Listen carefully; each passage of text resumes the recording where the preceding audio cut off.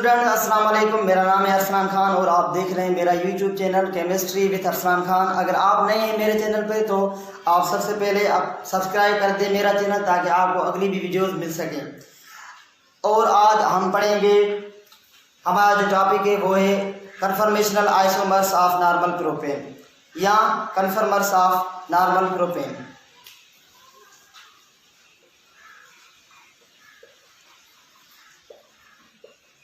Conformational isomers of normal propane, और इसको हम और भी नाम दे सकते हैं, only conformers of normal propane. Conformers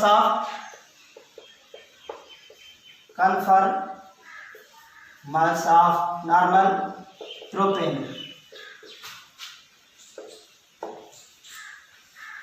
तो अगली वीडियो में हमने पढ़े थे कन्फर्मेशनल आइसोमर्स ऑफ इथेन के, और आज हम पढ़ रहे हैं conformational isomers of normal propane. अगर आपने मेरा जो पहला वीडियो है वो नहीं देखा है तो आप उसको सबसे पहले देख लें। अगर आप लोगों ने जो मेरा अगला वीडियो है वो नहीं देखा है तो वो सबसे पहले देख लें।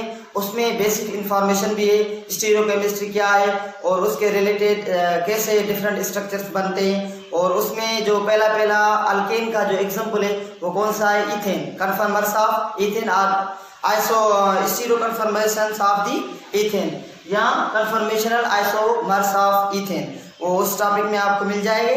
तो आइए आज पढ़ते हैं कन्फर्मर्स ऑफ नॉर्मल प्रोपेन। तो प्रोपेन का जो फार्मूला है वो ये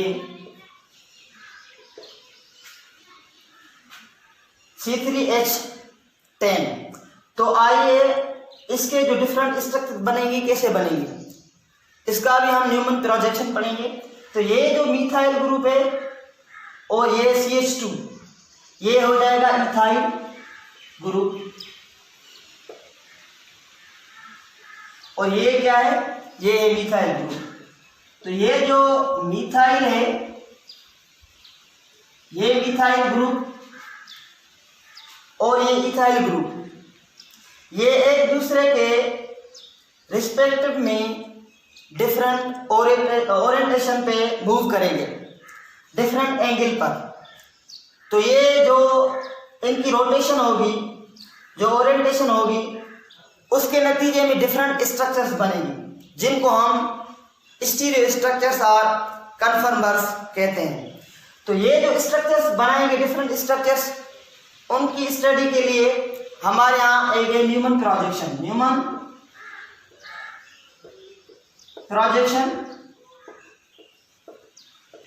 ऑफ नॉर्मल प्रोपेन। ये जो न्यूमन प्रोजेक्शन है वो हमें बताएगा कि कितनी स्ट्रक्चर्स बन रही हैं इस नॉर्मल प्रोपेन में।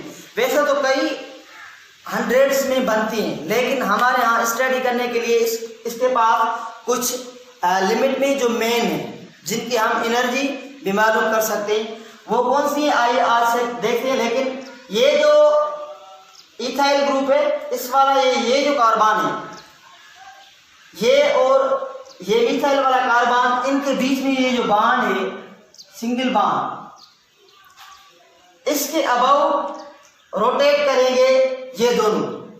ये जो इथाइल ग्रुप होगा और ये जो मिथाइल ग्रुप है, इस बॉन्ड के थ्रू रोटेट करेंगे और डिफरेंट स्ट्रक्चर्स बनाएंगे। तो ये जो कार्बन है, ये हमारे यहाँ क्या है, फ्रंट कार्बन है। मेरे जो सामने ये भी हो सकता है, ये भी फ्रंट कार्बन हो सकता है, लेकिन हम क्या कह सकते हैं, इसको ले रहे हैं फ्रंट कार्बन, और ये क्या हो जाएगा, रियर।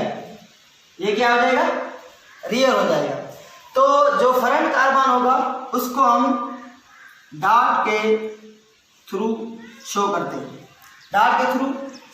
हैं, और जो रियर वाला कार्बन होगा उसको हम सर्किल से शो करते हैं। तो ये जो डॉट वाला कार्बन है उसके ये CH3 लगा हुआ है, तो पहले हम CH3 लगाते हैं, और ये दो हाइड्रोजन भी हैं, एक हाइड्रोजन और ये दूसरी हाइड्रोजन। तो ये स्ट्रक्चर जो बनेगी अब कार्बन ये भी है सर्कल वाला, यानी कि रियल कार्बन, उसके पास 3 हाइड्रोजन है, तो ये ऐसे होंगी, ये तीसरी हाइड्रोजन। ये जो स्ट्रक्चर बन गई इसका क्या नाम है? Eclipse. This is the Eclipse. और ये जो इक्लिप्स है ये अनस्टेबल है। क्यों अनस्टेबल है? देखते हैं कि कैसे। इसमें टॉर्जनल स्ट्रेन, इसमें और इन दोनों में, और ये इसमें टॉर्जनल स्ट्रेन जो है, या हम इसको रिपल्सिव इंटरेक्शन कहते हैं, वो बहुत ज़्यादा है। ये इनके पास जो डिस्टेंस है वो कम है।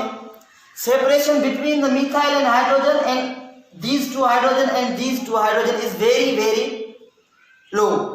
जो इनके पास सेपरेशन है वो लो है। सेपरेशन लो होगी तो क्या करेंगे? ये एक दूसरे को रिपेल करेंगे, इनमें रिपल्शन इंटरेक्शन होगी। तो रिपल्शन इंटरेक्शन की कंडीशन में क्या होगा कि एक दूसरे को रिपेल करेंगे, यानी कि रिपल्सिव इंटरेक्शन को हम दूसरा नाम कह सकते हैं। आप अपनी कॉपी में लिखिए torsional strain, repulsive interaction between the methyl and hydrogen and these two hydrogen and these two hydrogen. तो ये क्या करेंगे? एक दूसरे को रिपेल करेंगे। और ये जो मिथाइल होगा ये बहुत ज्यादा वजनी है, इसका एटॉमिक मास ज्यादा है, तो इस हाइड्रोजन को रिपेल करेगा। जाहिर बात है जो मोटा होगा वो एक दूसरे अगर किसी को टक्कर लगाएगा, रिपेल करेगा, तो क्या होगा कि वो जो छोटी साइज वाला होगा, छोटे मास वाला होगा, वो चला जाएगा या बड़े मास वाला चला जाएगा। ये तो कॉमन सेंस है कि बड़े जो मास वाला होगा वो जो छोटे वाला मास वाला होगा उसको रिपेल कर देगा, उसको अपनी जो डिस्टेंस है उससे दूर कर देगा। तो ये जो हाइड्रोजन ये यहाँ तक आ जाएगा और 60 डिग्री पर मूव करेगा, 60 डिग्री पर। तो ये एक दूसरी स्ट्रक्चर भी बनेगी, मैं बड़ी करके लिखता हूं। ये CH3 है, ये हाइड्रोजन, और ये भी हाइड्रोजन। तो ये देखो, ये जो हाइड्रोजन है ये 60 डिग्री पर आ गई है, ऐसे ही मूवमेंट होगी 60 डिग्री पर। ये भी फास्ट 60 डिग्री पर आ गई है, ये भी 60 डिग्री पर आ गई है। तो ये जो अब स्ट्रक्चर बन गई है, इसमें और इस हाइड्रोजन में, मिथाइल और हाइड्रोजन में रिपल्शन कम हो गए, टॉर्जनल स्ट्रेन जो हो गया वो रिड्यूस हो गया, और ये जो एंगल है वो डायहेड्रल एंगल है। अब डायहेड्रल एंगल बढ़ गई तो टॉर्जनल स्ट्रेन कम हो गया। टॉर्जनल स्ट्रेन कम हो गया तो क्या हो गया? ये जो कंपाउंड है ये स्टेबल हो गया, ये इक्लिप्स है और इसका नाम है स्टेगार्ड। ये क्या हो गया? ये as compared to eclipsed, staggered is more stable because in these two methyl and hydrogen is repulsion is reduced। Repulsion क्या हो गई? रिड्यूस हो गई, और इन दो हाइड्रोजन के बीच में भी रिड्यूस हो गई, इन दो हाइड्रोजन के बीच में भी रिड्यूस हो गई, क्योंकि टॉर्जनल स्ट्रेन जो है इनके और मिथाइल और हाइड्रोजन के बीच में रिड्यूस हो गई due to the maximum separation 60 degree पर आ गई। तो ऐसा ही अगर इसको कहीं ना कहीं से एनर्जी मिल जाए, बाहर से किसी भी फॉर्म में एनर्जी मिल सकती है, तो ये फिर से क्या होगा? फिर से अनस्टेबल हो जाएगा, तो हाई एनर्जी हो जाएगी इसकी, ये फिर से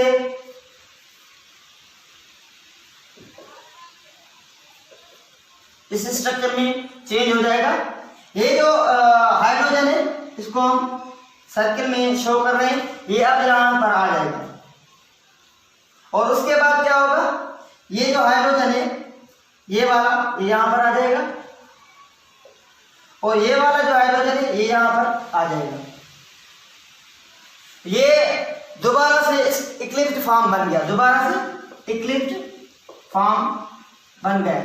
और ये जो यहां से यहां पर आ गया तो 60 डिग्री थी, तो ये भी यहां से ये जो हाइड्रोजन है इसको सर्कल वाले को लेते हैं, ये 60 डिग्री पर मूव करके यहां पर आ जाएगा, यहां से 60 डिग्री पर मूव करके यहां आ जाएगा और इक्लिप्स्ड फॉर्म में चेंज हो जाएगा।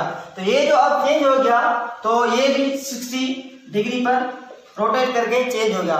अब दोबारा क्या होगा कि ये अपने आप को कहेगा कि मैं स्टेबल फॉर्म में हो जाऊं, ये दोबारा से क्या होगा कि स्टेबल फॉर्म में हो जाएगा। तो इनके जो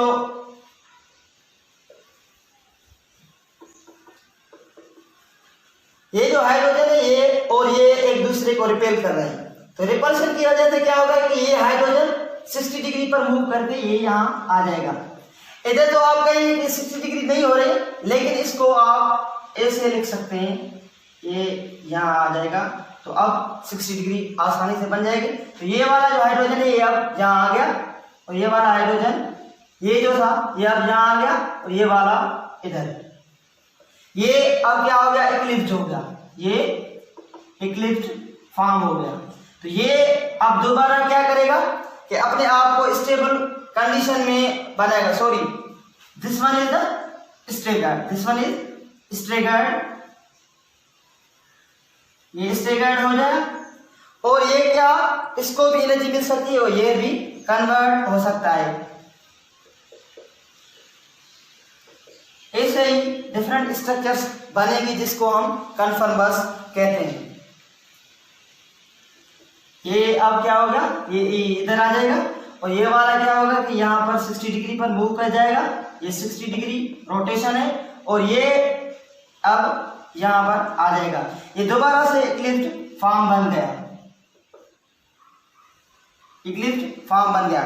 और अब क्या होगा कि इसको भी, ये भी चाहेगा कि मैं स्टेबल फॉर्म में हो जाऊं, तो ये भी 60 डिग्री पर मूव करेगा। क्यों करेगा, तो इन दो हाइड्रोजन और मिथाइल ग्रुप के बीच में रिपल्सिव इंटरेक्शन ज्यादा होगी, टॉर्जनल स्ट्रेंथ ज्यादा हो गई, क्योंकि सेपरेशन जो है वो रिड्यूस हो गई है, लेस सेपरेशन है। तो इसीलिए इनमें टॉर्जनल स्ट्रेंथ या रिपल्सिव इंटरेक्शन ज्यादा है। तो ये क्या करेंगे, एक दूसरे को रिपेल करेंगे। तो इसकी वजह से ये दूसरी स्ट्रक्चर में बन जाएगा।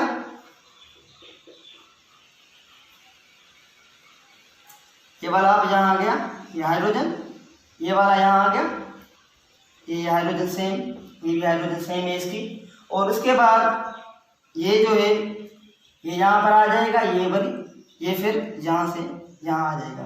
तो ये भी 60 डिग्री पर हो गई। अब क्या है, ये स्टेगर्ड फॉर्म, ये क्या है, ये स्टेगर्ड फॉर्म है। और अब देखना क्या है कि ये अगर चेंज हो सकता है, इसमें नहीं हो सकता है, हो सकता है। अगर इसको भी कहीं से एनर्जी मिल गई तो ये भी चेंज हो सकता है इस फॉर्म में, इक्लिप्स में, 60 डिग्री पर, 60 डिग्री पर। तो ये जो रोटेशन हो गई, ये एक कंप्लीट सर्किल होता है, सरकमफ्रेंस होता है। उसकी जो ये अगर 0 डिग्री है तो ये यहाँ से चक्कर खा के यहाँ आ जाएगा, तो 360 हो जाएगी। कितनी हो जाएगी, 360 हो जाएगी। तो ये 360 कंप्लीट हो गई। 6, 1, 2, ये 3, ये 4, ये 5 और ये 36। तो ये कितने हो जाएंगे, 360 हो जाएंगे। तो इस ये जो डिफरेंट स्ट्रक्चर्स हैं, ये जो डिफरेंट स्ट्रक्चर्स हैं, इनमें क्या है कि 3 स्ट्रक्चर ऐसे हैं जो लेस स्टेबल है, जिनकी एनर्जी ज्यादा है। वो कौन सी है, इक्लिप्स है, और दूसरी ये इक्लिप्स है, और तीसरी ये इक्लिप्स है। ये जो 3 स्ट्रक्चर बनेगी वो इक्वल होंगी स्ट्रक्चरली, और स्टीरियोकेमिस्ट्री भी इनकी एक होगी। स्टीरियोकेमिस्ट्री और इनकी जो स्ट्रक्चर होगी वो आइडेंटिकल होगी, और इनकी जो एनर्जी होगी वो भी आइडेंटिकल होगी। तो ये जो इक्लिप्स फॉर्म है, जितने भी 3 हैं, उनकी एनर्जी क्या होगी, मैक्सिमा होगी, एनर्जी ज्यादा होगी और लेस स्टेबल होंगे। जो 3 स्ट्रक्चर है स्टेगर्ड, ये वाली और ये वाली, ये तीनों क्या होंगी, इक्वल होंगी एनर्जी में भी, और स्ट्रक्चर भी इनकी एक ही होगी। तो ये क्या होगी, लेस एनर्जेटिक होंगी, इनकी एनर्जी जो कि मिनिमा होगी, और इनकी जो स्टेबिलिटी होगी वो सबसे ज्यादा होगी। तो आइए हम देखते हैं। अभी हम क्या करेंगे कि इसकी एनर्जी जो डायग्राम है वो देखेंगे कि एनर्जी जो डायग्राम है आइसोमर्स का, इनके जो कन्फर्मेशनल आइसोमर्स हैं उनका एनर्जी डायग्राम देखेंगे। तो आइए देखते हैं energy diagram of conformational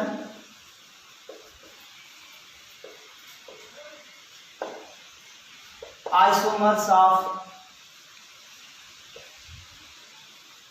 normal propane. तो क्या होगा कि ये एनर्जी है, ये क्या है, ये एनर्जी है किलो जूल पर मोल में, और ये एंगल ऑफ रोटेशन है, ये एंगल ऑफ रोटेशन है। जैसे आप पहले करके आए हैं 60 डिग्री पर एक स्ट्रक्चर चेंज हो रही थी दूसरी में, और दूसरी 60 डिग्री पर ही चेंज हो रही थी तीसरी में, तो 60 और 60 कितने हो गए, ये एनर्जी जो है ये 0 है, और ये एंगल 0, और ये क्या है 60 डिग्री, 120, 180, और ये आपकी 240, 300, 360, ये पूरी की पूरी एंगल ऑफ रोटेशन से डिफरेंट 6 स्ट्रक्चर्स बनेगी और उसकी एनर्जी देखेंगे। तो ये जो फॉर सपोज ये 5 है किलो जूल पर मोल के हिसाब से, ये 10 है, और ये जो है यहाँ पर 10 आ जाए, ये 8, 10, ये 12, 13, 14, तो 14, ये 15, ये यहाँ पर 0.2 है, तो ये यहाँ पर 14.2, ये यहाँ पर पहली स्ट्रक्चर बनेगी इसकी, कितनी, पहली जो इक्लिप्स्ड फॉर्म है ये यहाँ पर आ जाएगा, और इस पर बनेगा, किस पर, इस पर, ये 0 डिग्री पर बन रहा है,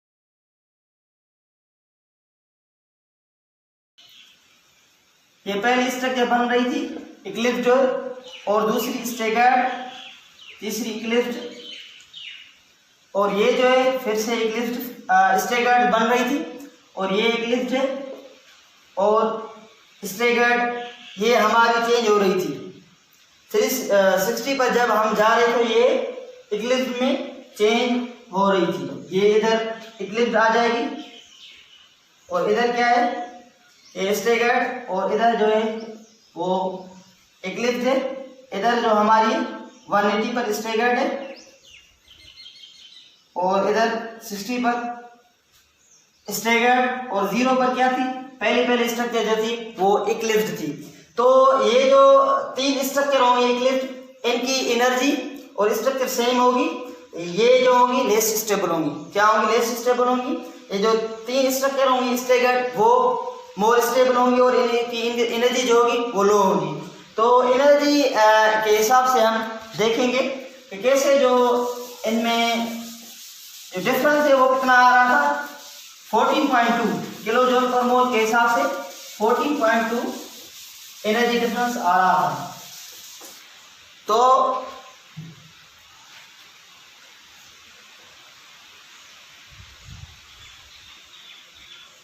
energy order and stability order,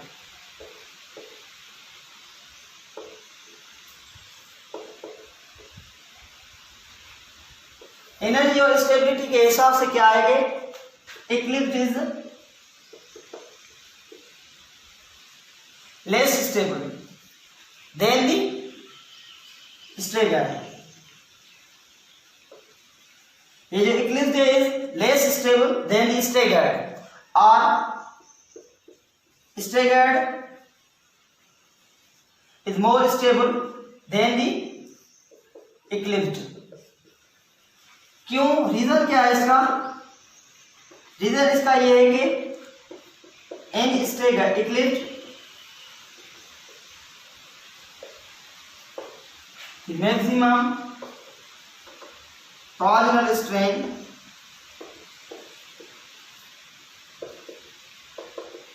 between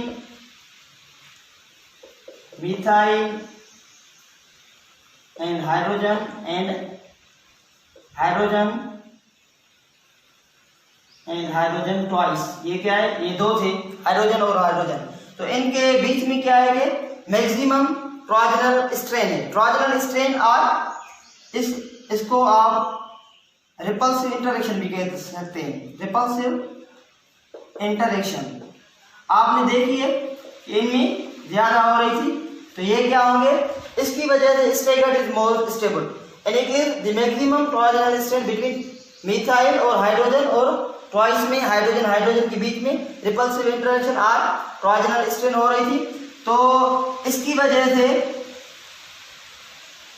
क्या होगा, इक्लिप्स